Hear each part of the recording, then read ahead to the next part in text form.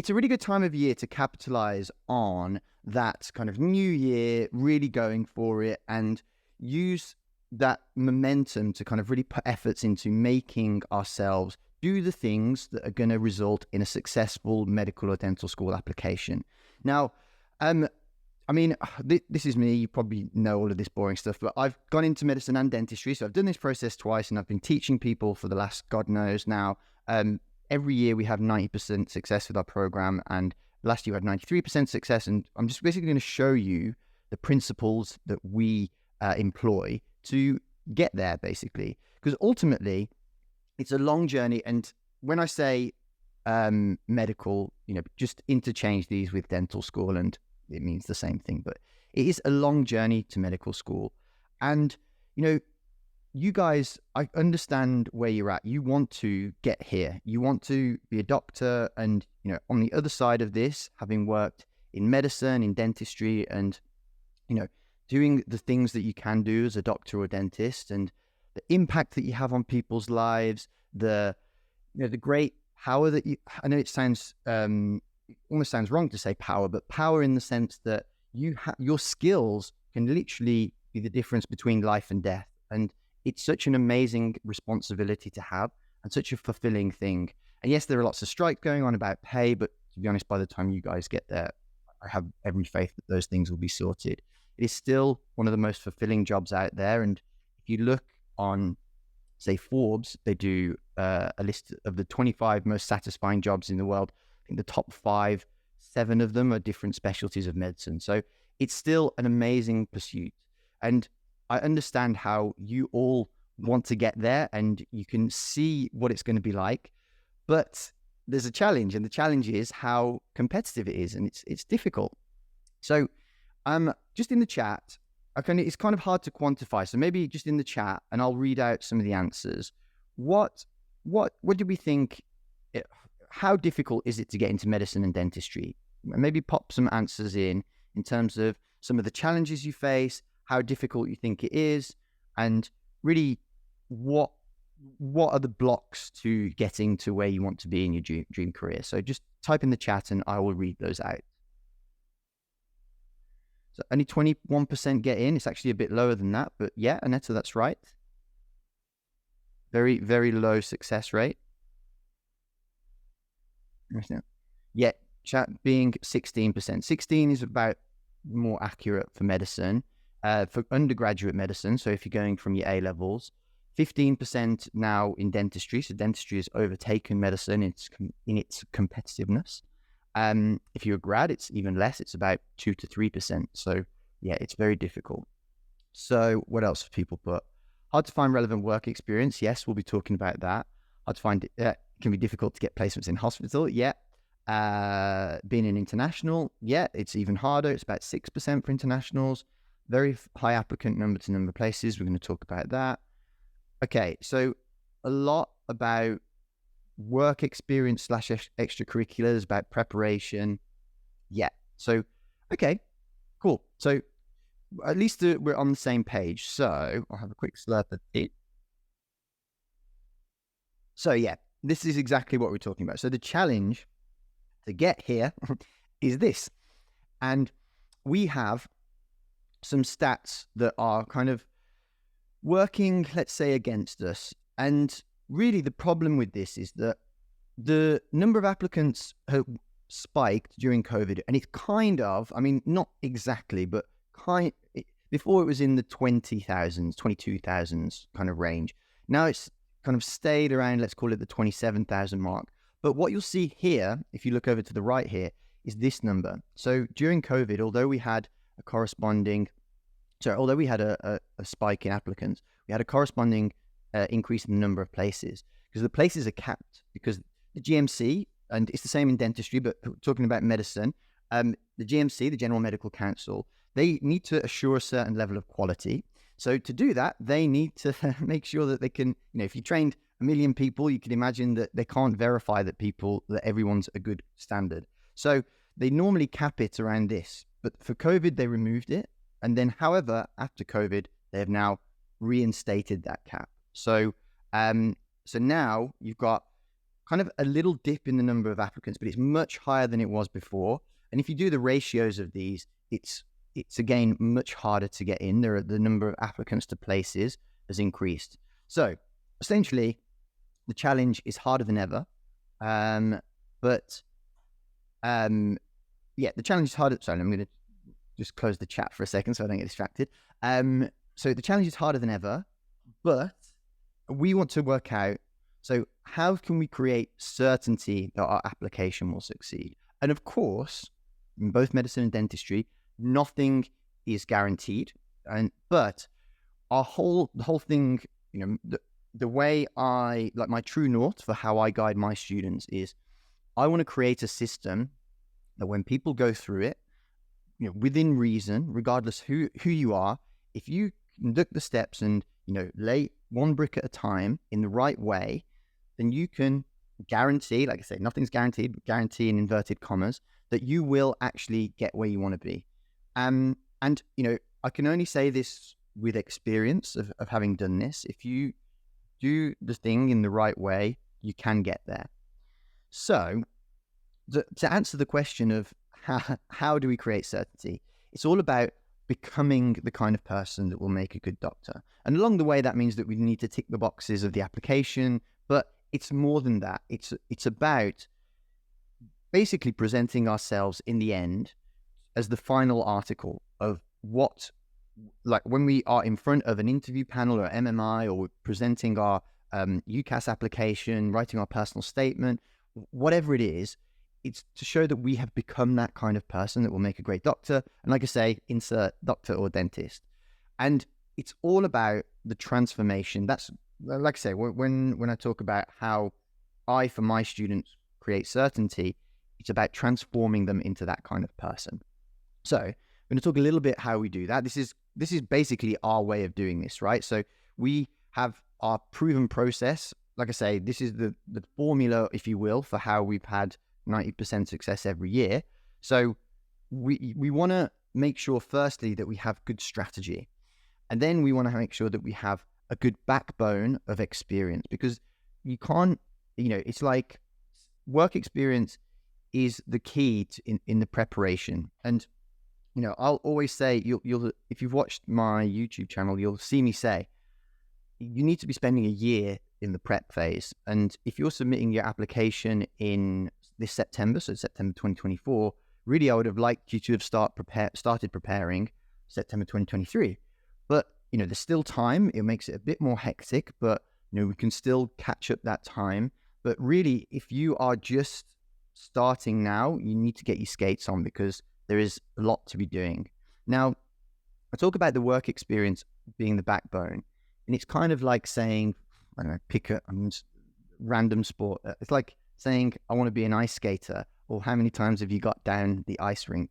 It's all about, you've got to be doing the thing to become the person. I think Henry David Thoreau's quoted, do the thing and you shall become the person, and the power shall be yours, or something like that. It's a very good quote that basically you need to just start laying down those bricks. Now, the beauty of this process is that it's not linear. When you start in the right direction, experiences lead to more experiences, and good things come out of other good things. So basically, it doesn't progress like this. It progresses like this, because if you're doing the right things and putting yourself in the right places, good fortune will strike you, things will get better, and just naturally, as you do more good fortune will strike. But anyway, so these are the things that we're going to talk about, we're going to touch on, and kind of these are the bricks, if you will, that you need to lay to build a strong application. And like I say, it's exactly the same for dentistry. So here's the application. And as you can see, the timeline is pretty hectic. I'm actually in the process of updating this, but we're currently doing a rebrand. So I'm waiting until we've got all that in place. But there are a few things that we need to remove, like the BMAT, and I'll talk about that in a moment. But I have simplified this into 4 phases for you. And actually, there's a video I'm going to put in the chat. I'll quickly put the link to my YouTube channel, because just in the chat, out of interest, do any of you follow the YouTube channel? Just put a yes or a no if you follow the YouTube channel. Yes. Okay, good. All right, great. Oh, well, perfect. Well, hopefully you find it useful. So for those of you maybe who don't, I'll pop the link in the chat. But this video, the 4 phases of medical school application, they break that whole kind of quite convoluted process down into 4 steps. And, I kind of change the names sometimes of these. Well, you'll see that I kind of use interchangeable names for these. But basically, what we want to do is based around this timetable, and I'll show you where you can get a copy of the timetable for free in a moment. But really what we want to do is first start building our foundations. We want to get some good experience. And like I say, these form the backbone of our application. We want to make sure that if there are any exams that we want to take, that we're doing them. So that would be simple things like if you're an international, sitting the IELTS, so English language competency. Then also maybe if you're doing GCSEs and you haven't got the required GCSE grade in maths or English, or maybe other, typically maths and English language are the 2 that matter most. But if you haven't got a 6, I mean, ideally a 7, but a 6 minimum in those, considering if we want to resit them. But there are basically a few things that we need to have in place to make sure that we are satisfying the entry criteria for those universities. That's the very first cutoff point. So we need to make sure that we're satisfying those. Then it's all about preparing for the exams. The BMAT is no more, but I'll talk about that in a moment. We obviously need to make sure that we're getting the grades. Grades are non-negotiable in the med school and dental school application process. A lot of these other things, if you are strong in one area, you can kind of compensate for that in others, for some universities. However, it's exceedingly rare that you will get your offer and you'll say, get 3 A's or an A star and 2 A's or whatever the offer is. But if you don't achieve those grades, then it's highly unlikely that you'll be offered a place or that you'll realize that place. So your school or uni exams or whatever the entrance criteria that you're currently going for, those need to be prioritized alongside all of this whilst you're building a strong application. Because like I say, it's all really, I wouldn't say it's all for nothing, but it can all fall down based on this.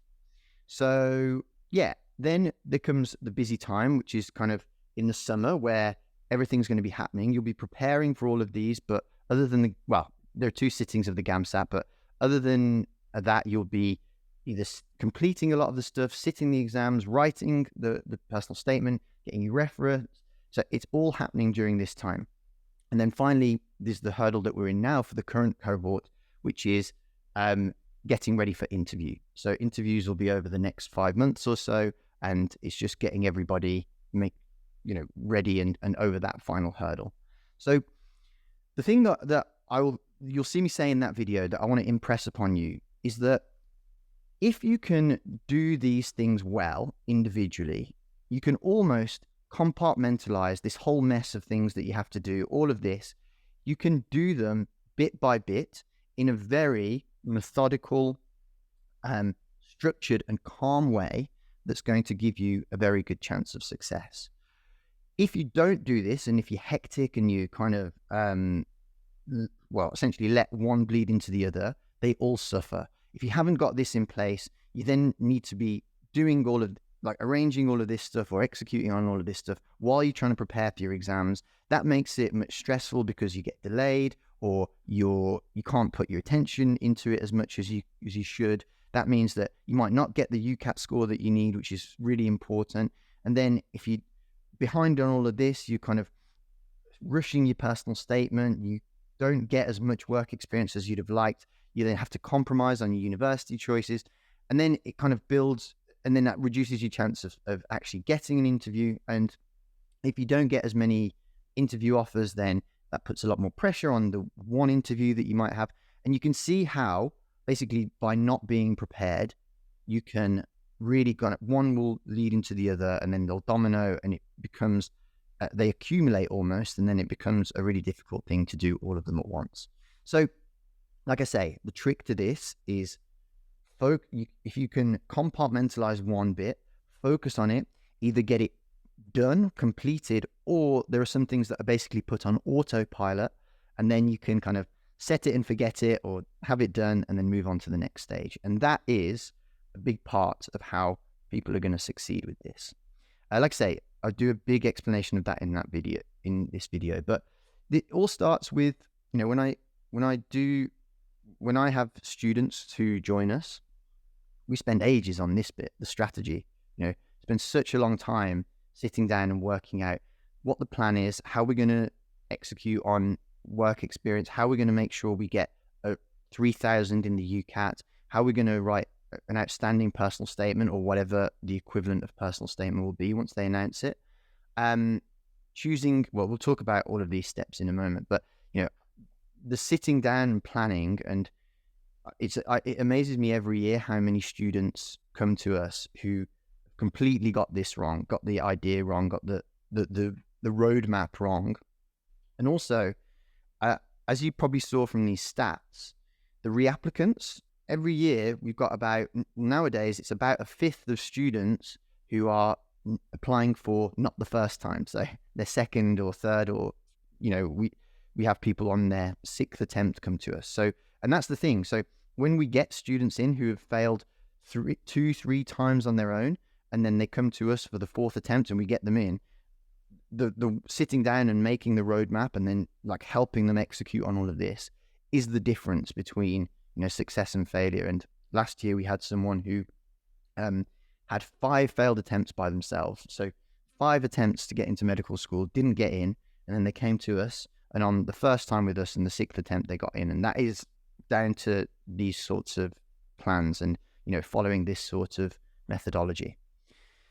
So a lot of speaking from me. Sorry, I think you're going to get bored of my voice by the end of the day, or by the end of the hour, should I say, not whole day. So let's just have a moment to just talk in the chat. I'm going to have another slurp of tea. What's your biggest concern about the medical school application? So tell me what you're worried about. So we've already got UCAT, being an international student, yeah, valid.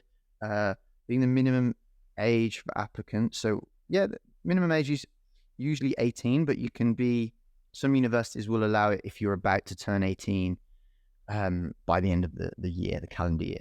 Entrance exam, being good enough at everything. Okay. GAMSAT, doing everything I can. Personal statement or equivalent. Yeah. What else? Rejection. Well, that's the big one. Yeah. As a grad, being biased on my course. Okay. Graduate entry competition, extracurricular activities, MMI. Okay. All the big hitters, basically. All right. So that's fine. Let's dive in and have a look at all of those. Okay. Great. Let's carry on. So I'm going to take these 4 phases at a time.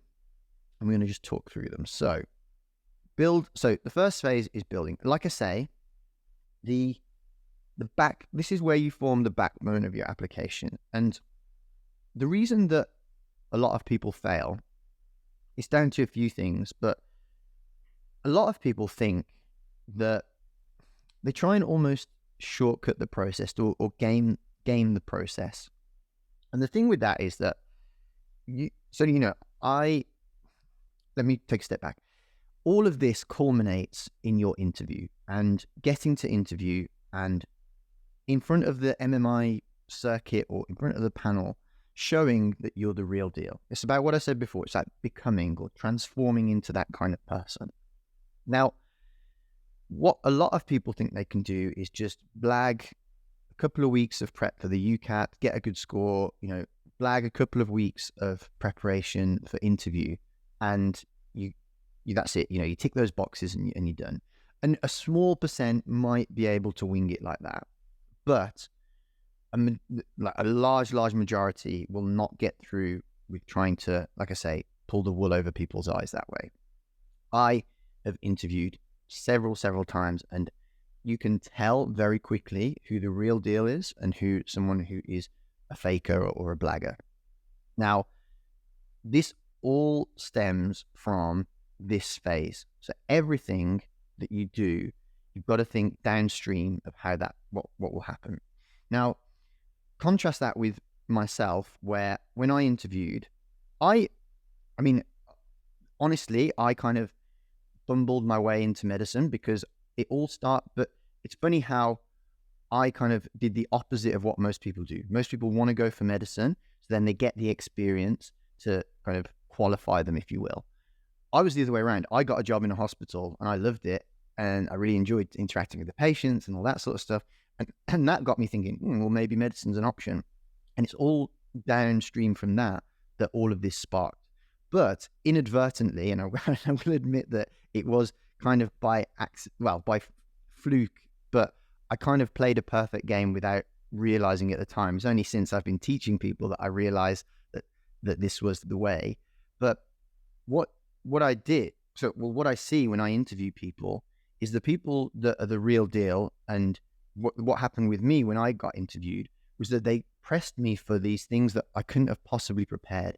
They ask questions, and really what they're doing is getting down to the nitty gritty of, have you put in the time? Have you put in the hours? Have you put in the effort? And do you really want this? So I got asked these random questions that, like I say, if I'd have prepared for 3 years, I would have never thought to have answered that question.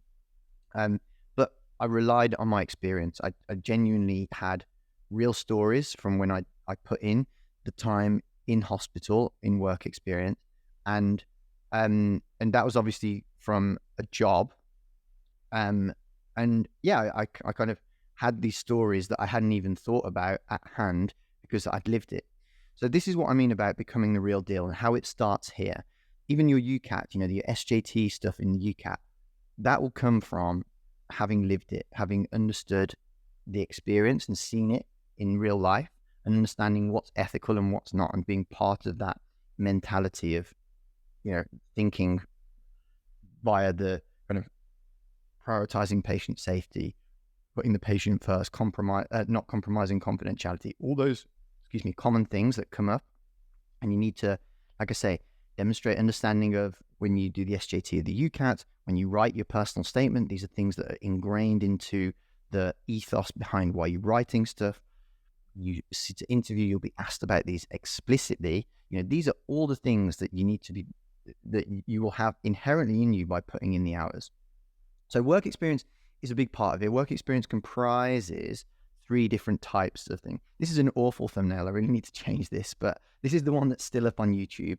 So this is my kind of definitive guide to work experience. But actually, I've just filmed a series that's coming out, I think, on Sunday.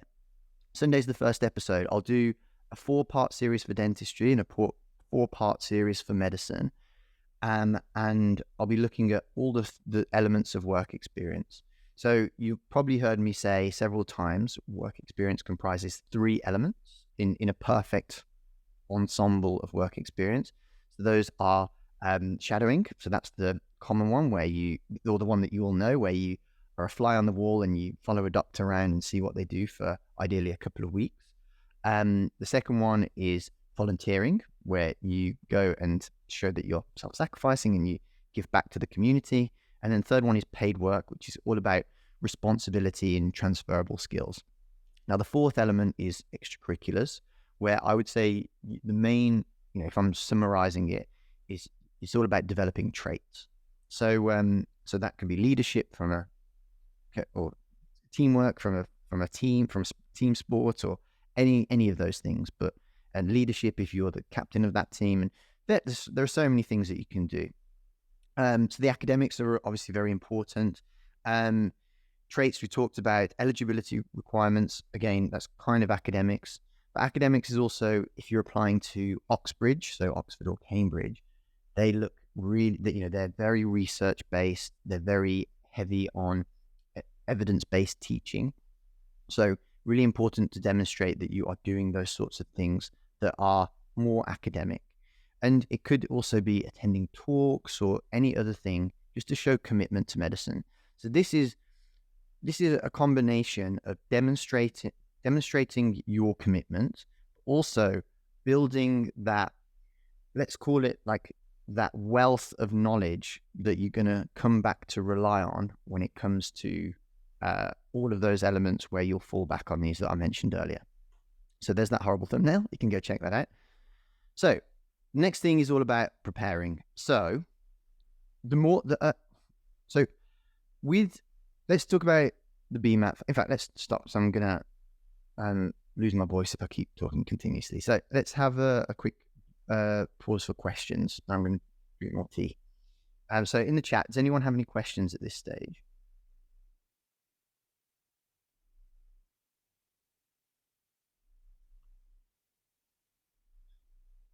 Okay, seems like no. Okay, does work experience only consider hospital work? So no, like things like pharmacy. It doesn't have. So actually, pharmacy work is not the best, because ultimately, really what you want to do is something where you're following doctors around. It's very difficult to say, oh, I know what, because let's take a step back and look at what is shadowing trying to achieve. Shadowing is trying to have you demonstrate, I know what being a doctor involves, and I have seen it.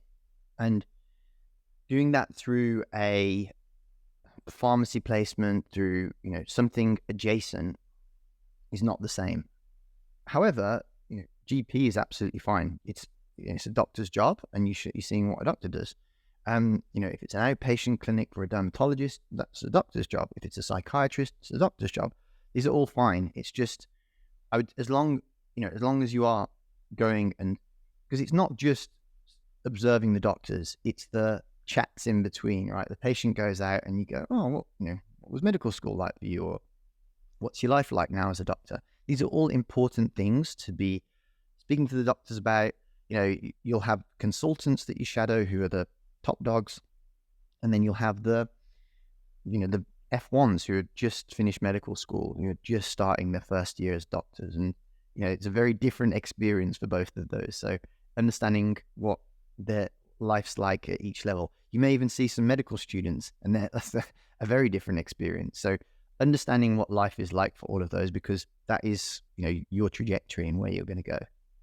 In terms of extracurriculars, should you learn to play an instrument? I think for extracurriculars, let me just unshare. For extracurriculars, I would say like a good split, or a good place to start looking if you've not got anything, is maybe a language, an instrument, or a sport. Sport's good for like teamwork stuff. Language, well, medicine is basically like learning a new language, and an instrument, you can just show good progress and dedication and all that sort of stuff in a short amount of time with an instrument. So yeah, would Army Cadets be useful for extracurricular? Yeah, absolutely. What is a good amount of work experience? It's quite complicated. So I'd watch that video, or I would either keep an eye out for that series that I'm doing, or this is something. What's a good amount of work experience? It's very something that, like I say, there are a lot of elements of the application that are very personal. That I sit down for a long time with my students to like work through this sort of stuff. So I can provide a lot of general information, but sometimes there are some personal things that we need to look at with you individually. Excuse me. So what is a good team sport? So anything like, what is a good volunteering experience? What is a good extracurricular? I'd always just say, do something that you actually are interested in.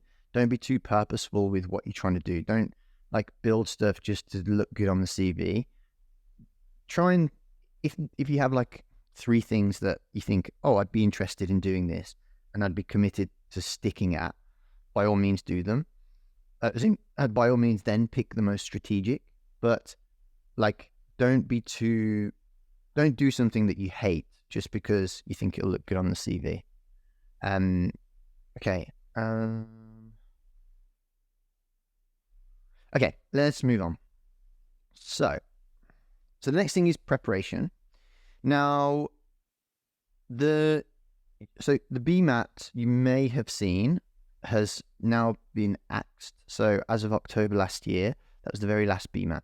Now, the BMAT was the exam for Oxford and Cambridge, and it was also for, on top of those 5 other universities originally. Now, so we're not actually sure, and to be fair, I've been on Christmas break, so I haven't checked in the last few days, but I'm not aware of any new announcements yet that have come out regarding the BMAT.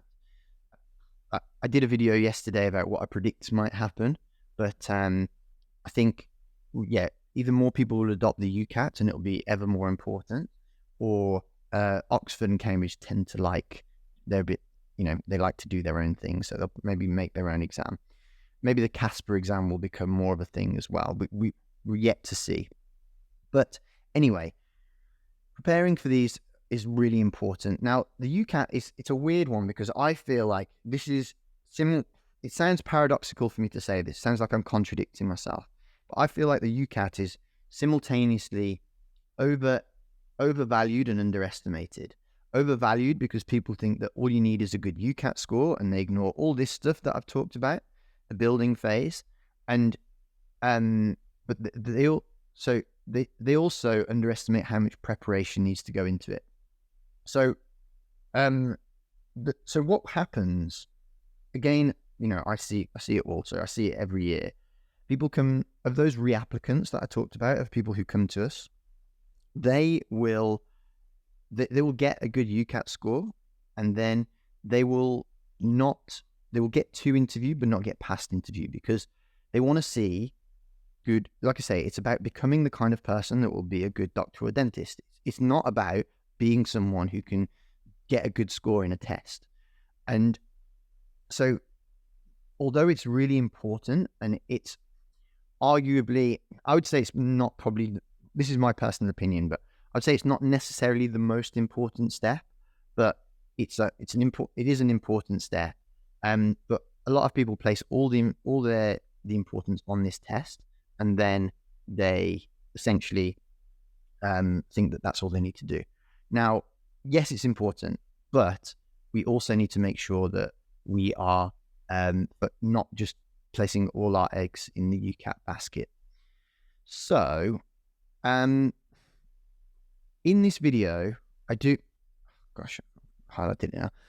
In this video, I do make a 3-step plan to get a 3,000 plus. And so the UCAT is a 2-hour exam for those of you who don't know it, and it's pretty intense. It's all about speed and accuracy. And the biggest reason for people not doing well in the UCAT is because they can't marry those two. They can't go fast through the exam and also keep their accuracy high. So in this video, I do talk about how to basically combat those two issues. The biggest reason for people not doing well in the UCAT is actually not completing it. So it's, as much as it is a test, it's also about game tactics. And, like I said, we get lots of reapplicants for us. I mean, obviously we get a lot of people who come to us for their first attempt and we nail it first time.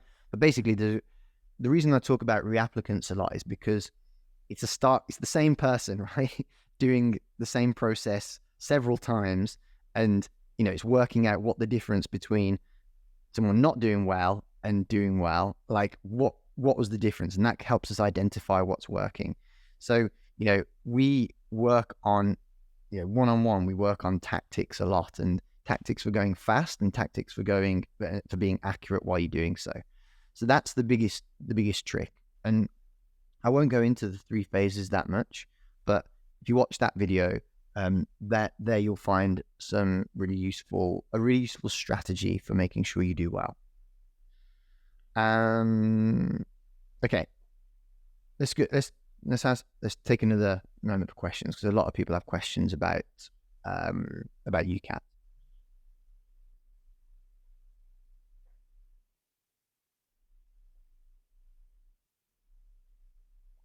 So one question is, how long should I prepare for? Now, I do talk about that in that video. So there are 3 phases. And the two first phases are more, it's kind of like the 4-phase approach that I talk about with the application. The first phase is all about laying the foundations. The second phase is all about untimed question practice. Now those, you can spend as much time as you want on those. The thing that I would limit the amount of time on is the third phase, because the third phase is all about increasing the pace. Now that is quite taxing mentally. So you hear about people burning out if they do too much UCAT prep, and that really can be a thing. So you do have to kind of preserve yourself a little bit with that. But I would say, when you're just laying the foundations, you can do as much or as little as you like. Now, I think again, this is where it's really hard to answer questions with general advice, because it all depends on you and what you've got going on. Have you got exams? Have you, other exams? Have you got stuff going on in the summer? Have you got, a big family wedding or whatever? That's where, again, on the first thing that we do with our students is we sit down and have a really detailed strategy call with them, and we dissect all of this stuff. So like, how are we going to execute on this? So that's kind of broadly how I do it, but it's got to be adapted to you and your situation, really. So what else? So in that video, I do talk about like a weekly routine for how to do it. Again, it needs to be tailored based on how you're performing and how you're, and what areas you're strong or weak in. But also the other thing is it's in the broader context of where you're applying, because when you're applying, you'll either basically be trying to get, really everyone's trying to get the highest UCAT score possible, but different universities will use the UCAT differently. So, for example, some universities will just have like Newcastle, for example, it's one of the highest requirements, and that will have like a 2,920 for grad, 2,840-ish for undergrad, and it's like a combined score for the first 4 sections. So it doesn't really matter. The aim is to, like, if you don't do particularly well in one, that's fine. The aim is for to just get as high as possible in that combined first 4 section score and not do too badly in the SJT. If you go for Nottingham, for example, they double count the verbal reasoning, so that's a good one to do well on.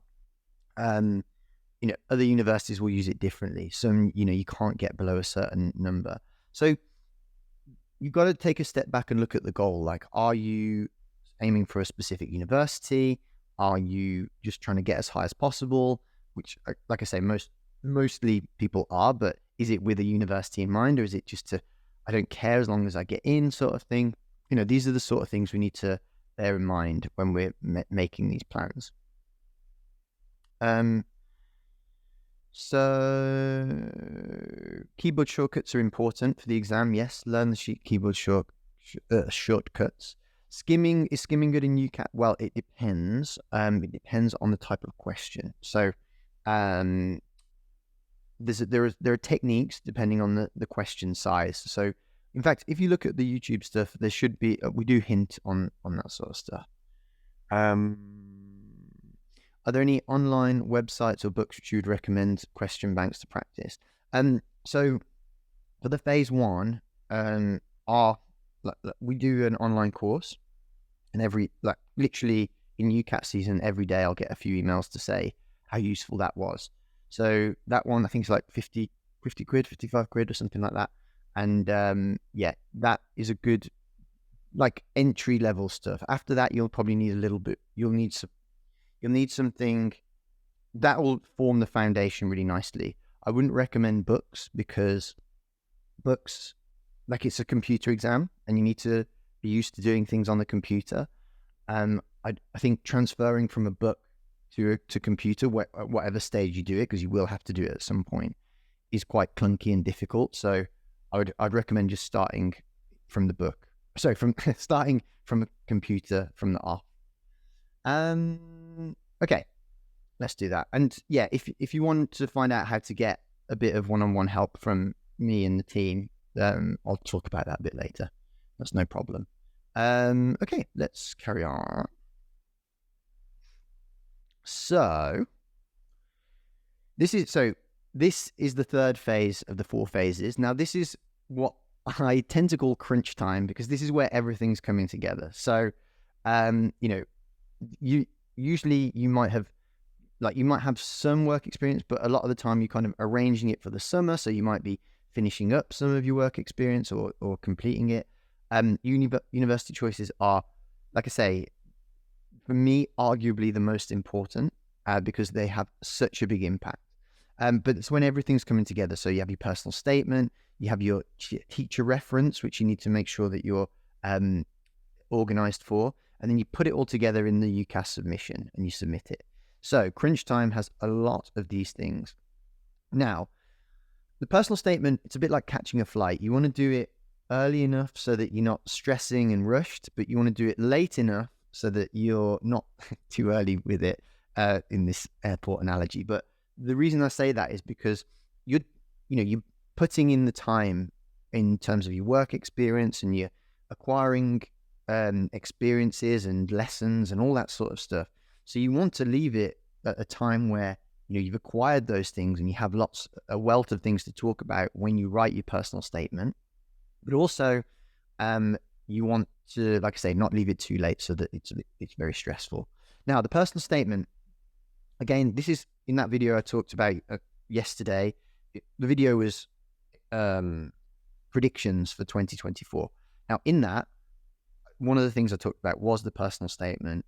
And it's a little bit up in the air, because what happened was the personal statement's 4,000 characters. And the people who come from, I guess, less privileged backgrounds and don't have the guidance and support, they were writing poor personal statements. Now, if we take a step even further back, personal statements are a bit of like some universities use them a lot. Some universities literally don't look at them. So it will depend on what university you're applying to as to how important these are. But the reason they felt like it was a bit of a kind of like an inequality was because those who were getting the guidance were writing them in the right way, and those who weren't were doing these poor personal statements that were reducing their chances. Now, the argument, the proposed new way of doing these was to essentially ask 5 questions, to break down what should go into a personal statement into set questions to keep people on track. Now, ultimately, that means that it's not really going to change much. The way that we teach it is going to be adapted slightly for these, but ultimately, the same content is going to be going in. However, there has been some backlash. Now, the argument for the backlash has been, well, people need to have something that's a bit more than a cold UCAT number, like a figure, or a cold school grade, something a little bit more human to kind of show why they would be a good doctor. And the more you restrict people in that vein, the harder it is for them to showcase why they're a good candidate. So there's been backlash, and we're yet to see what's going to be confirmed with this. But either way, I'm not particularly convinced that much is going to change. For those people who are writing personal statements in the right way, I think it's just going to be a case of we're just ultimately going to break the personal statement down into a few chunks and copy and paste those chunks into the set questions. So like I say, important to get done in time, because it's going to correlate to the tutor reference as well. Now, one thing that I've passed, but university choices are so important. And again, this is something where I will sit down with the students for a long, long time and work out the 4 universities that are best for that individual. You really need to think, not like, oh, with these GCS, these GCSEs, should I apply to this, or these A levels or whatever.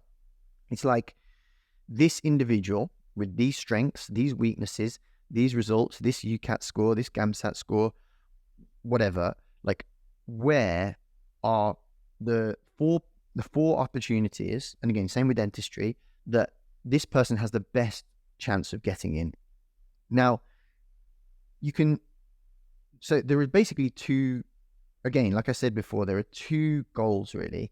The first goal is probably just to get in, doesn't matter where. But then the second goal is, I want to go to King's College London, or I want to go to Newcastle. So you need to change the way you approach it based on either of those two outcomes. Now, even if you do want to go to King's College, there still needs to be like a certain level of, okay, we'll go for King's College, and normally if you approach it right, you can do that. But also you need to have with the other three, we need to make sure that we're satisfying at least we'll get in. So it's, it depends on the approach. But the point I'm making is that it's not a very like, oh, I have this grade, therefore I should apply here. It's like, Saheb with these grades and these, these strengths, these weaknesses, and they want to do this. This is what they want to achieve. This is the kind of medical school that they'd like to go to. This is the kind of dental school that they'd like to go to. Where do we put those four precious choices based on all of the different information points that we've got? So like I say, it's based on all those data points, and you've got to really, really focus on the combination of everything. So yeah, that's where everything's happening basically, and this is where students. So this is where I talk about why those four phases are so important. This is the bit where people come for help because they're overwhelmed, and this is the bit where I get frustrated because I'm like, well, if you would have come to us, like, we can still help at this stage, but obviously the point is that it's all about the bits preceding that. This can be a very calm process and a very calm time if you have executed well on the steps prior. This is the bit where it becomes very stressful if you have not paid attention to the prior two steps that we're talking about. So, like I say, this can be a very zen experience, or it can be one of the most stressful summers you've had. So you have your choice, and you've got time still, and you've got fair warning. So really think about this time in the summer, like this year now in the summer, how you're going to make sure that you plan ahead. University choice, I talked about, that's a video. So that's a thumbnail for a video on university choices that we talked about. And with that, so if you go to the website, I'll put it in now. Just get the link. In fact, so if you go to, like I say, the website's going through a little bit of a change in the next few weeks. /free resources. So if you go to the link, oh, sorry, I've just posted that to one person. Let me just copy that again. So if you go to here, you can get some free university guides, and we're going to add a dental one soon as well. So yeah, right, let's move on. So the final phase is, let's say, ultimately the final hurdle. And I basically, when I think about helping people, I think of two things essentially. If I was to simplify it down, you need to get people in front of the interview panel or into the MMI circuit, and then you need to get them past the MMI circuit. And it's as simple as that, really. Because really, all you need to do is do enough to get in front of people and show how amazing you are. And then once you're there, show them that you are amazing, and get over that final hurdle and secure that offer. And actually, one thing that I'm really proud of how we do is that once we've got people, like, we've got a pretty good success rate anyway, but like, once we have people who've secured an interview, we've got 100% record for them getting in. So a lot of it is down to the preparation that you've put in beforehand, but don't underestimate the interview. Like I say, the UCAT and the interview are the two things that people really underestimate and think they can just blag their way through. And you can tell a mile off somebody who's coming and just blagging their way. Now, again, on YouTube, I've got a series for interviews, and I've actually got a new person doing some videos for me, Daniela, who's one of our admissions, head of admissions. So she's really good, and we're doing a kind of up-to-date version of this, but you've got some videos on there and under a playlist. Actually, out of interest, just while I've got you all here, so a lot of you said that you follow the YouTube. How have you been watching Daniela's videos, and how have you been finding Daniela's videos compared to mine? Because I'm gonna kind of start putting out more by adding more people to the channel. So I'd love to hear. While I've got you all, I'd love to hear your feedback on that. Okay, some people haven't seen some yet. So over December we had quite a lot. Same. Okay, good. Okay, well I'll take that as a compliment that they're just. Oh, sorry. Saying that you haven't seen one yet. Okay. Anybody else can offer some feedback while we're doing it. While we're here, we might as well.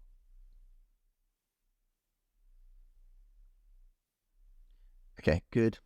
To be honest, yours is better. Yeah, I mean, give it time. they'll get there.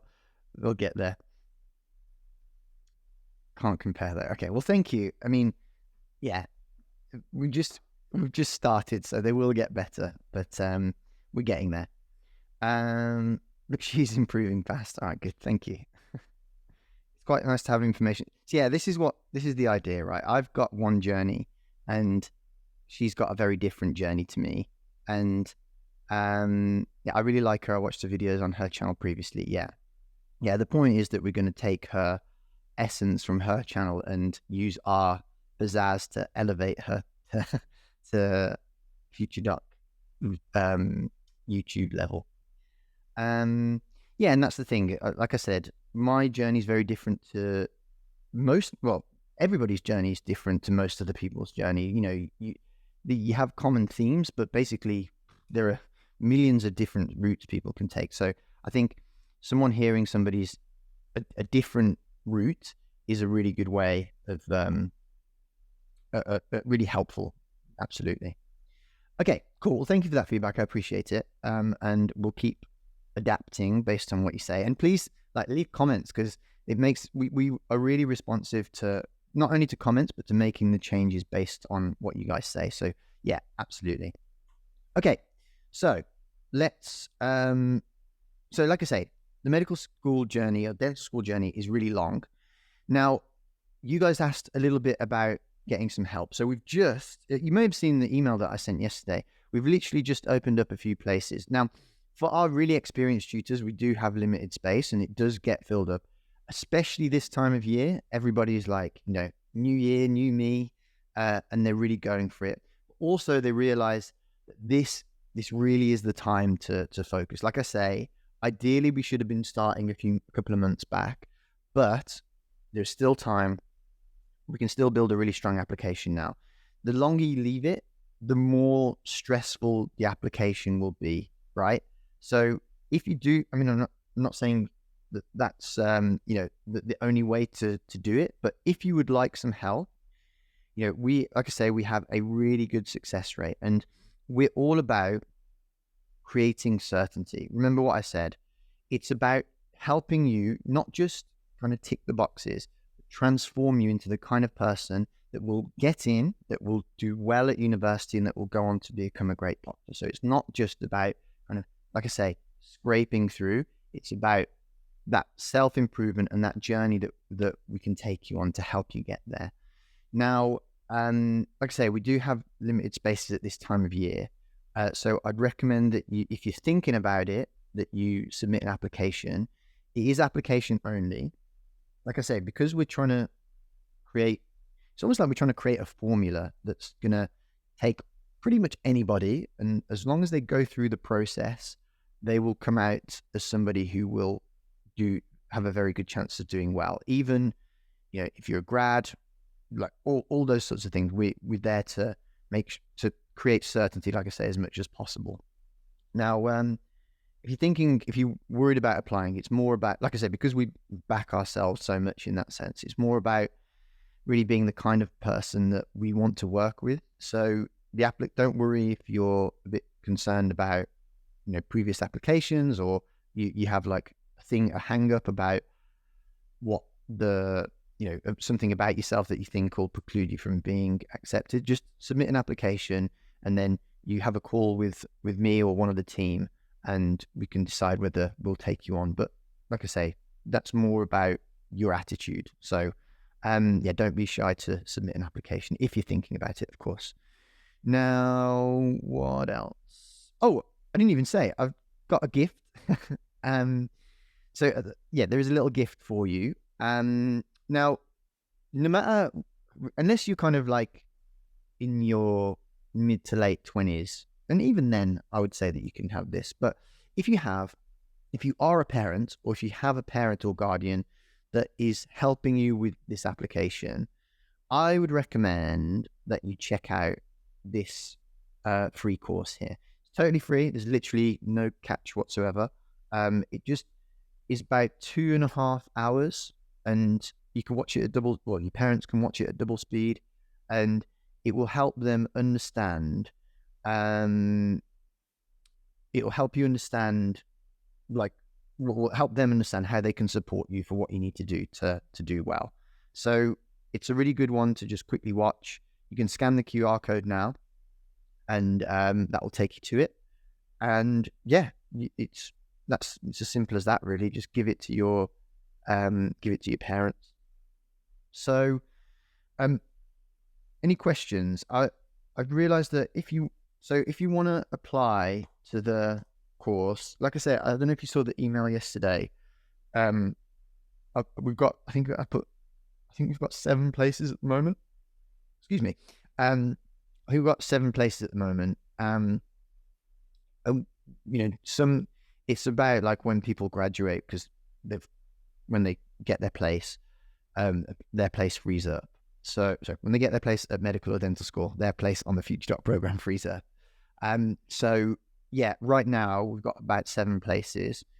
I think it's a really good time of year if you're thinking about it to apply. It's a time where we can really make a difference. It's start of 2024. People are enthusiastic. People have got that momentum, that energy, and it's really about laying one brick at a time. And it's not linear. This is what I'm trying to explain, is that it's like it's exponential, and it's a bit like compound interest. The sooner you start, the more good things happen and escalate, and it's like that exponential curve just goes more and more, and the surface area underneath is even bigger. And that's why starting early makes such a big difference. And that's our whole philosophy. We're not doing anything that is outrageous or ridiculous. We're just laying the bricks, the right kind of bricks at the right time, and that downstream in 18 months time will result in a successful application and you being on your way to becoming a doctor or a dentist. So yeah, if you're thinking about it, definitely submit an application. And now's a really good time to do it, because we've got a lot of exciting new developments in the new year. So let's go through a few questions. So I'm an international student, but I did my GCSEs and currently doing A-level here. So it depends. So as an international student, if you come from an English speaking country, you don't have to do that. However, most universities, if you come from a country where English isn't the predominant language, then you will have to do it. But if you speak really good English, it's easy. So I won't worry too much about that. You need a 7.5, especially in spoken, in the oral section, if you are trying to do that. So for the abstract reasoning in the UCAT, is there a set understanding you have to have, like particular way of thinking to do well, or a pattern to learn? Yes, there is a system. That course that I talked about, there's a system. And if you check out the YouTube videos, I kind of hint at the basics for that. But yeah, absolutely. Do we need to show different kinds of certificates during the interview? They very rarely. So I took my record of achievements at interview. I didn't need it, but sometimes, it helps to have it, but I wouldn't necessarily worry about that too much. May you do some explaining on the GAMSAT structure and the postgraduate route? So, um, the so the way that things differ for graduates is really just the level of competition and the standard. Now, the GAMSAT is something that I would add into your repertoire of the application because, for several reasons. And I do have a series on. If you go onto the YouTube channel and look at playlist that I think it's a graduate playlist, but I talk about graduate stuff, GAMSAT stuff, etc. Now, when you think about the 4-year courses, so the graduate courses, there are a few, but basically it's of purely of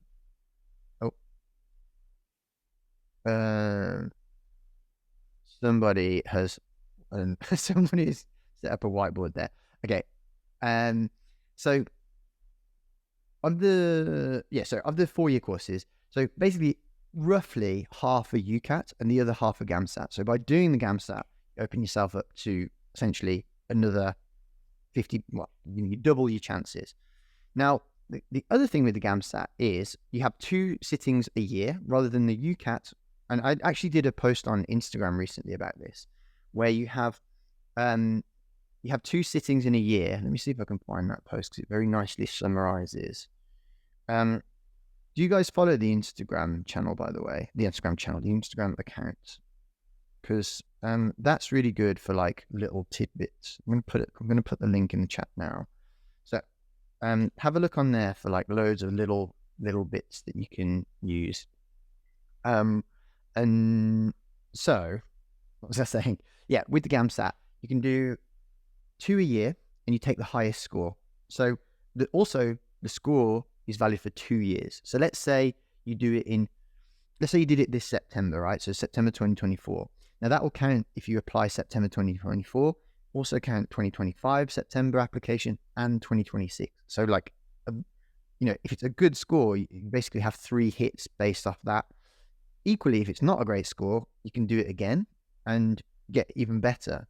Now, statistically, with our training on the FutureDoc program, we tend to do pretty well first go, but statistically for like the GAMSAT, the broad GAMSAT data of everybody who takes it, the typical one goes, they do okay on the first one, they do much better on the second one, and they peak at the third one. But usually they don't need to go for a third one because the second attempt is better.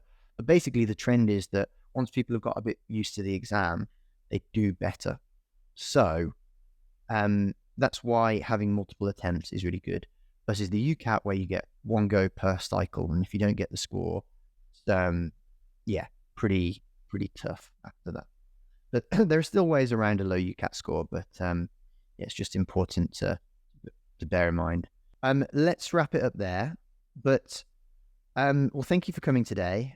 Like I said before, if you want to apply, I'll put the link in one last time. But if you want some help, we would love to have, good, diligent students that are really dedicated. That's what we're about. We love helping people achieve their dream of getting into medicine, and it's such an important thing, and dentistry, obviously. So I always, but it's such an important thing for society, to be able to help people in that way and to have, like I said before, have skills that literally save a relative's life or a brother's life, a sister's life, a parent, a child. It's incredible.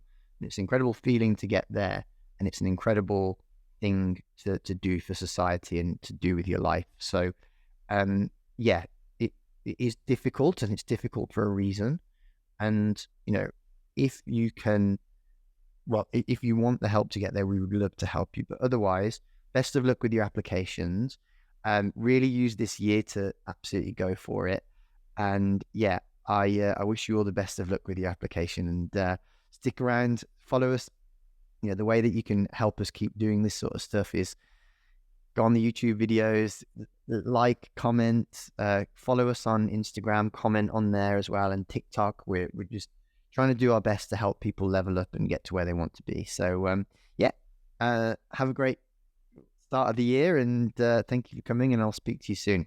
All right, and I'll send you an email very shortly with loads of with loads of useful resources as well. All right. Take care all.